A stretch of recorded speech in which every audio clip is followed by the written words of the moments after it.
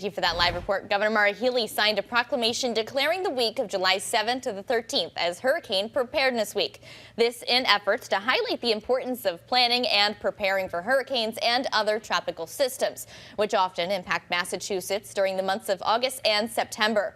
During the week-long initiative, the Massachusetts Emergency Management Agency will focus on hurricane preparedness, messaging, and offer informational resources to individuals and municipalities on what can be done before, during, and after a tropical system impacts the state. Lieutenant Governor Kim Driscoll weighing in the effort, saying in part, quote, "While areas along the coast are more likely to sustain damage from hurricane hazards, such as high winds and storm surge, we know from experience that tropical storms can impact areas across the state, both on the coast and inland."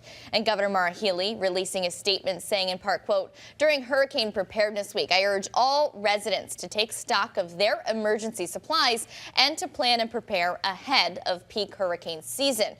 Near record warm ocean temperatures are expected to fuel more frequent and intense tropical storms, meaning there may be increased likelihood for us in Massachusetts to experience a hurricane." And again, that is Governor Maura Healey. And of course,